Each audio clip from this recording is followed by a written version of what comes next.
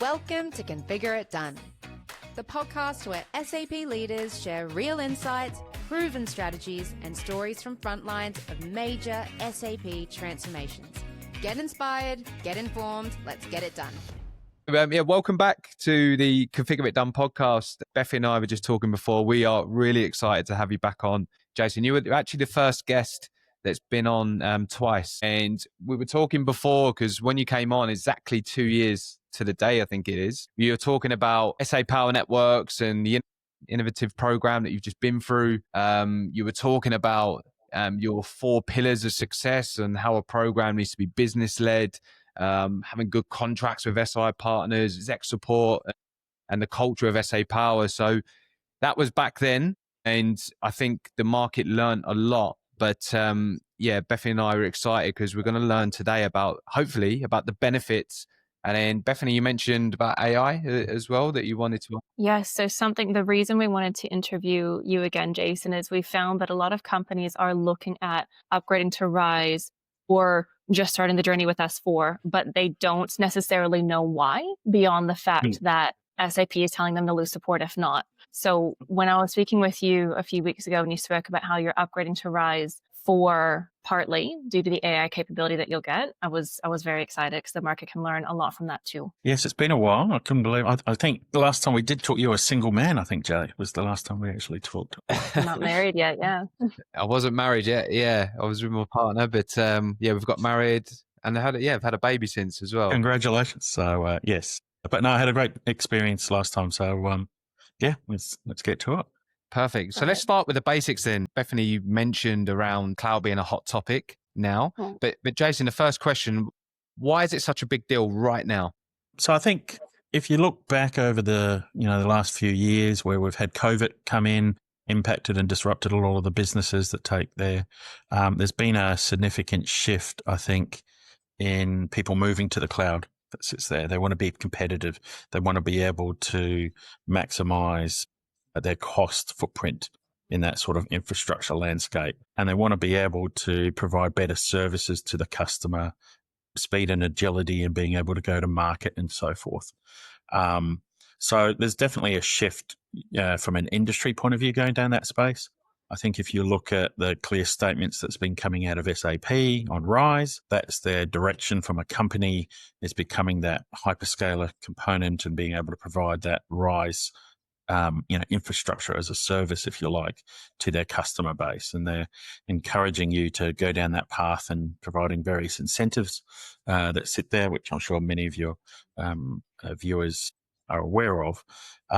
So I think there's that aspect of if you're going to remain on an SAP landscape, you need to have a look and say, well, where is that company going? And does your strategy align to that? And I'm sure there's some people that may not and want to shift from those. But the bulk of the customers will make that move and go down that path. The next thing you need to have a look at, if you're going to make that shift and decide to go down that path, there's a lot of work in having a look at the value and benefit that sits there. So obviously there's a total cost of ownership of going down that. And for us, we really focused at the start of looking at what that is to go there. But it's also it's not just the dollar values, it's unlocking, the ability to do greater innovation. And if you want to start leveraging Joule, which I'm sure many of your listeners have heard of or be familiar with at different levels, you need to be on RISE, you need to be on a certain version of S4HANA to be able to leverage that. And that's predominantly one of our reasons going forward is we want to start leveraging that out of the box and be able to provide that to the business. So one thing I want to concentrate on, you mentioned obviously you've been through that implementation, you've been on that journey, you've started, you're kind of a mature organization through that journey now, but beyond the kind of business case and beyond cost, what are some of the true benefits, Jason, that SA Power Networks have had so far? Yeah, being in the cloud has really given us the ability to control our ability to spin up and spin down environments, to be able to be agile in meeting the business needs. This could be projects that are coming along and allowing us to spin up these that infrastructure in place to support outcomes and initiatives that the business wants to do. It's also allowing us to, from a cost point of view, being able to use these environments when we need them. So we can spin them down on weekends and at night and really reduce our footprint on that. That's very beneficial to us from a cost point of view, but also just the maintenance and wear and tear for our staff to support and look after that. And then you start to be able to look at scalability, security factors that sit in there. They all start to add up, and our ability to really drive innovation as well, what the business needs to do. And for our industry in the utility space, there's a lot of innovation going on around the whole digital footprint and what's happening within the industry with renewables. And we need to be able to work in parallel with what our customers want, but also what the business internally wants to do in that space. And that's allowed us to have that flexibility to pivot quickly, move up and down when needed, and make those changes at a relatively low cost. The other factor of that is you need to make sure you've got the right monitoring in place and governance in place to ensure that you're got control of what's going on or working well with your partners to do that. Otherwise, you sort of lose the benefits of sitting in the cloud and really maximizing that ability. That could be a podcast in and of itself, because I know I do a lot of work with utilities customers across Australia, and that's been a big concern for a lot of them is how do we set up the governance to ensure. But that's research and conversation rather than we shouldn't do it because we can't control it. It's simply finding out how. Yeah, it really is a mindset shift for the organization. We had to go through that as we moved to the cloud and start to have a mindset shift of how do we actually govern them going forward. And it is a change, and it takes a bit of time to get to that level of maturity. How did you go about establishing your governance strategy? What kind of research did you need to do to figure out where governance will come into place, how to do it properly, how to reduce risk? Well, there was a lot of research. We had chats to, the obvious parties like Gartner and so forth. We're very active in the utility industry space. So we talk to a lot of other partners in, retail, distribution and so forth in the electricity industry. We also talk to, our key vendors and partners, be it Capgemini or SAP and so forth that we have, and consultants. So you can get a lot of learnings from those. And we started to put those in place, but we also just a bit of trial by error. So, we're very keen to take the steps and learn, learn fast, fail fast, and learn from those and see what works and what's not doing it, and where, we need to focus on certain areas where we're strong in one area, but maybe a bit less mature in another, and then focus on, developing that maturity in that space. So that makes sense. But we're very keen to trial by error. I love that mentality, and that's a culture shift in and of itself from the leadership, and then all the way down is fail fast, fail hard, and then you move on. So another area I'm seeing a lot of risk aversion, and there's all this buzz around it, but there's a lot of risk aversion, is companies are looking at moving to S4, they're looking at RISE, and there's a lot of talk about AI, but a lot of leaders are very hesitant to actually take that first step because it means change management, which we'll talk about later. It means culture shifts around AI. So when it comes to how leaders should start thinking about integrating AI into their business, where do they start? Is it better to start with small pilots, or should they take more of a holistic enterprise-wide approach? What would you suggest? Our experience of what we did was we started doing some pilots and just trying. And I think, to me, there's two parts of AI that sit there. There's those that you develop in-house, bespoke and build up. And then there's those AI components that you get from your vendors that come out of the box that they're driving. So we very much early on started to do some pilots, seeing how it works internally and building stuff to explore, learn, build our maturity on that, and had a lot of learnings from those. One of the large learnings for us was everyone's excited to get in and see technically how does this work and what's the flashy shining lights out there. Very quickly we found you need to make sure you've got the right governance, controls, compliance, security in place, because very quickly you start to get down, AI ethics and so forth. And you need to make some hard discussions and decisions around those as to what that means for your industry. For us specifically, we're regarded as critical infrastructure. So from a federal government point of view, we must maintain the bulk of our data on site and can't compute offshore. So for us, looking at AI, very quickly we found that some of the AI initiatives that we're looking at would be processed offshore. So that restricted us in what we can do, and we started to learn that and developing on that. So we very much started in doing POCs. We learned a lot technically from that space, and then we started to say, right, now we've got a level of maturity and understanding and putting that governance framework. Then we started to be able to define, right, who owns these from a data point of view, and then started to look more enterprise. So we're going through that strategy at the moment and saying, right, across the organization, what do we want to do in that space? And working very closely with the business as to where we should be focusing in that. And it needs to be business led. It's not the IT department driving this and saying, look at this shiny thing. It's about where are the pain points and where they get the value out of it. Jason, Such I'm a going to ask you. balancing act. Oh, Yeah, go on. sorry. I was going to say it's such a balancing act, because when I last visited Adelaide, you were talking about how the focus right now is in part to save customers money because we're all using more and more energy, but then you also have to balance AI ethics and make sure that everybody's data is secure. And so balancing it to get the best of both worlds is difficult, I would imagine. Yeah, there's definitely a strong customer focus from SA Power Networks to make sure we're returning, the best level of service to them, but also minimizing our costs. So that's that engagement and experience that the customer has. Adversely, we're an asset-based company with poles and wires. So we need to make sure that they're in a condition that operates. Otherwise, there's outages that impact. So using AI to help us to look at those assets and determine the life of those assets or conditions that are going to impact them that might cause outages can be very powerful in the AI space to drive that, so that we reduce our cost of having to maintain and replace, but also the cost for being able to reduce the impact of customers having outage. Yeah, I was gonna jump in there, Jason, because SA Power, you're so far ahead, and obviously looking at AI and Joule, and it's so far ahead in the journey.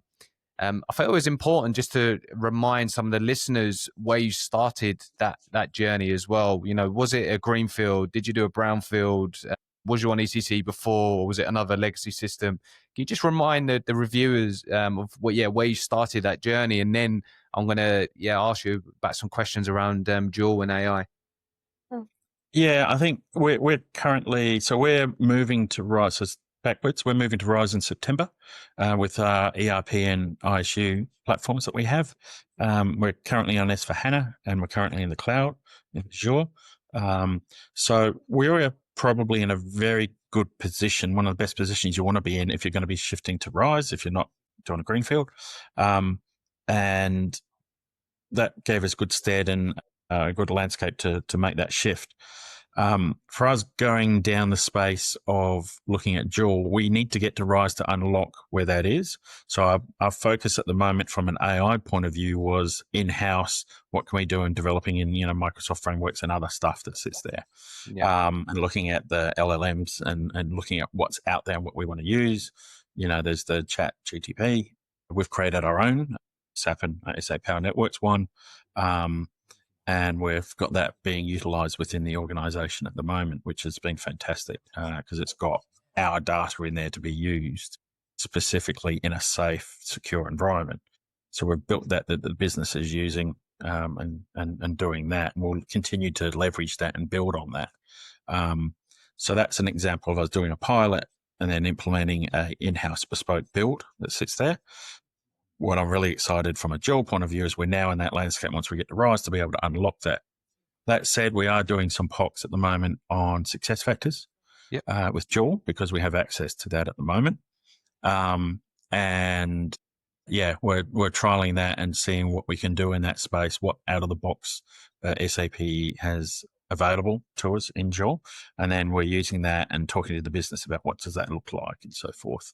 And we'll work with them in due course to say, well, what is our strategic plan across the organization of how we start to roll out some more of this stuff? Because we touched on earlier, change management's a key part of this, and the tech's wonderful, but if it's not used, kind of pointless.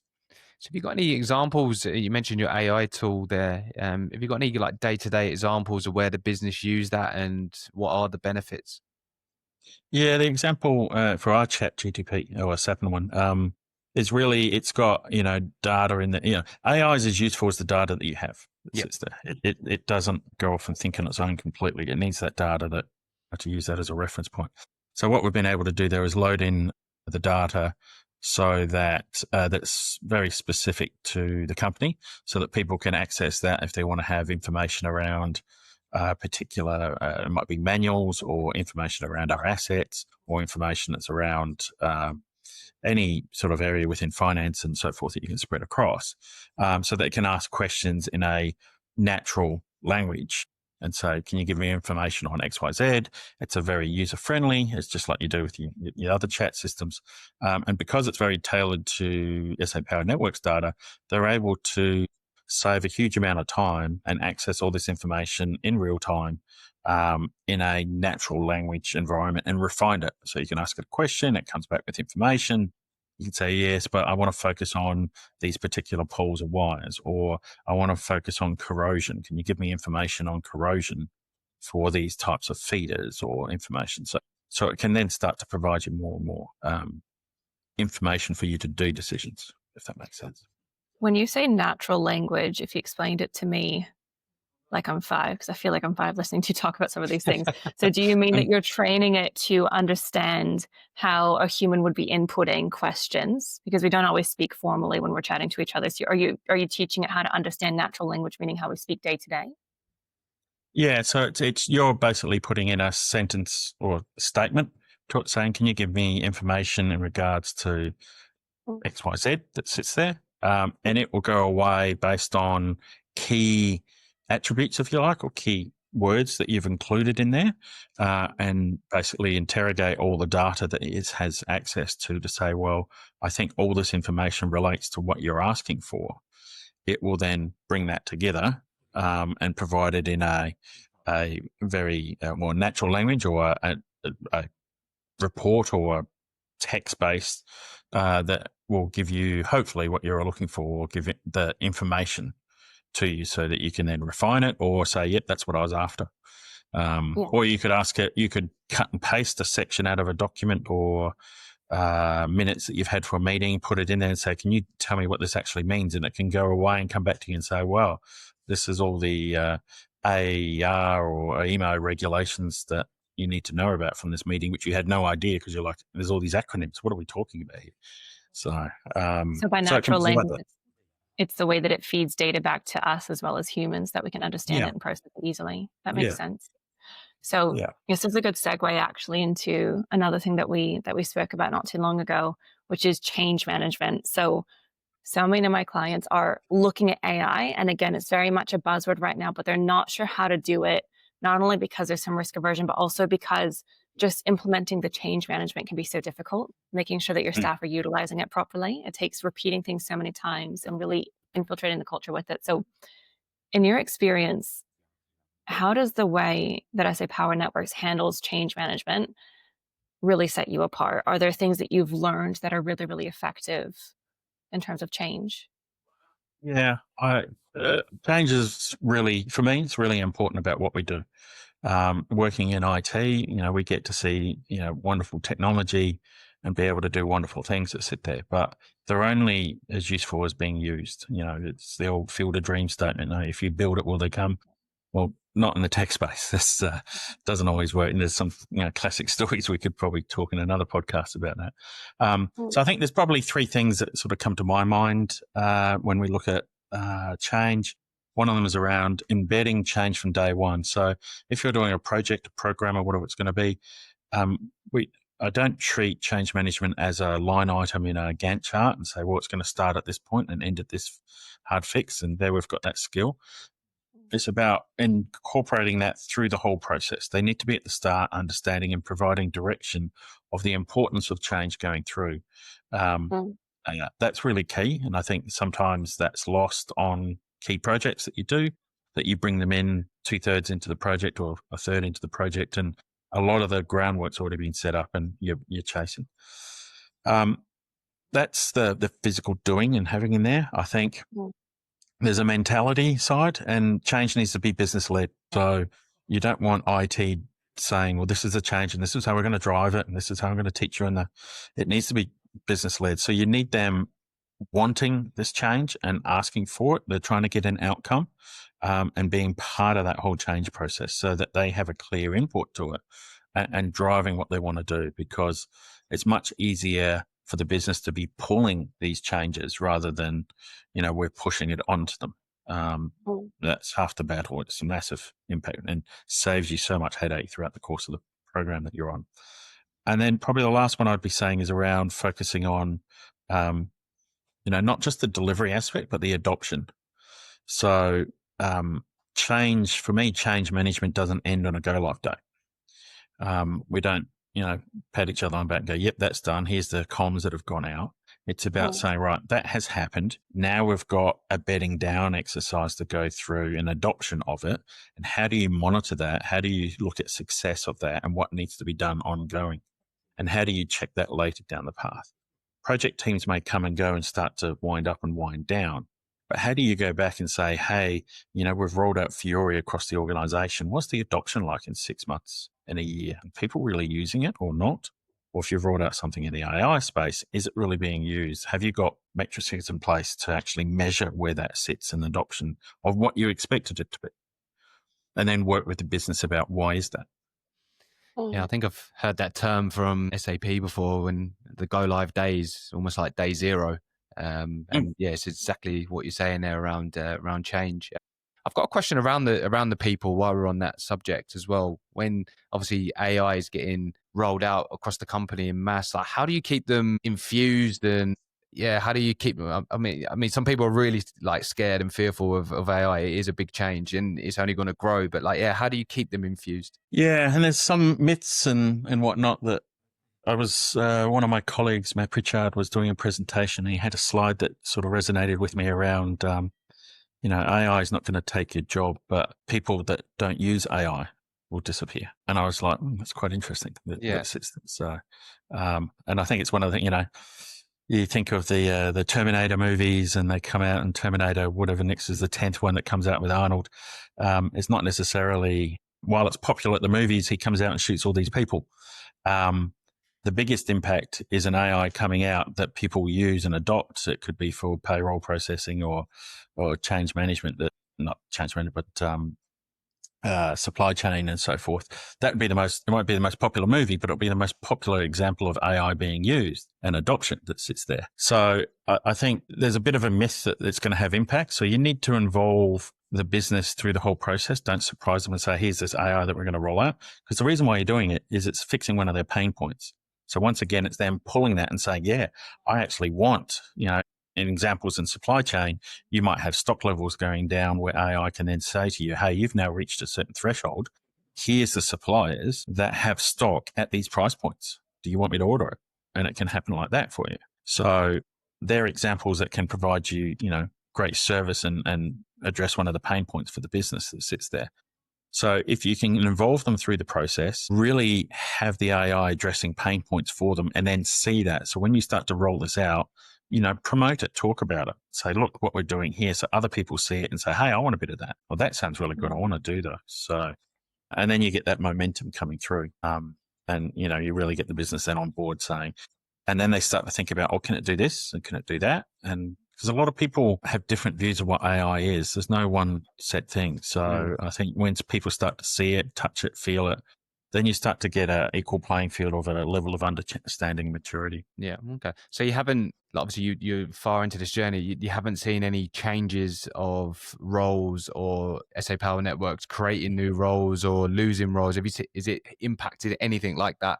Or no? I think from a data science, we've got, a lot of data science people and people at the back end that are building and understanding this. There is skill sets that you need some people to understand that. My development teams, for example, and some of the stuff we've been doing in the SAP landscape, they're learning new skills and understanding the AI hub and so forth in SAP and what they can do in those spaces. So there is skills and that people come on board that you can either develop in-house, or you may have to hire and bring people in data science space. But I think the people using it, we haven't seen any impacts to staff that sits there. There'll naturally be areas where there's efficiency gains, where things are, instead of taking X number of hours, could be minutes. And it really, the organization needs to look at and says, right, well, if they've now saved, an hour a day doing this exercise, where can they, drive that? It's not necessarily you're going to get rid of someone. It's a case of, well, now they can actually add more focus, maybe better customer service or whatever it might be that sits there. So, we're not seeing it as a reduction necessary of staff. Brilliant. So Jason, if I can summarize today, and for the listeners and that might be behind on the journey, or they might be currently sitting on ECC or about to start that journey, if you could summarize this and summarize the 3 benefits, what would your message be to them on their AI journey? On the AI journey, yeah, that's right. I'd probably say 3 of them would be around try it, don't be scared, get in there, try, learn fast, fail fast. You won't have all the answers, so get in there and do. I think there's a level of in governance and controls that's important to get in place. I think I see that, and I talk to a lot of other industries and parties around making sure you've got the governance and controls in place and ethics around what you do. And that requires discussions with legal and other bodies, which not necessarily involved in all your type of projects that you do in IT that sits there. That's important because those will have a impact on your timelines and ability to deploy. And then lastly, involve the business. Get the business driving the AI of what they need. Don't get it as an IT led. It is very tempting to do that. It's very technical driven, and there's a lot of work that needs to happen on the back end to that happen. And IT departments and technical people can get very caught up in that. But it's very important that you go, right, you've got a level of maturity and infrastructure and whatnot in place. Right, now's the right time to go to business, educate, and bring them on the journey to say, right, how do they adopt and where do they want to see that? And make it a really collective point of view. And as I touched on earlier in our discussion, and life's so much easier when they're pulling change rather than having to push. Excellent. Absolutely. Jason, I'm sure Bethany would agree. I think we'll put a note in the calendar for 2 years' time again and get you on for the hat trick. You always speak so well, and like I said, it's a massive help for other customers out there looking to start the journey. So Bethany, thank you for organising this, and Jason, thank you for coming on again. We really appreciate it. No, I appreciate it, guys. Thank you very much for that. And always enjoy having a chat to you too. And I think, well done on doing these podcasts. I find them very informative, and watch them all the time. So thank you very much. Excellent. Thank you. Love it. Until next time. Until next time. Yeah. See you guys.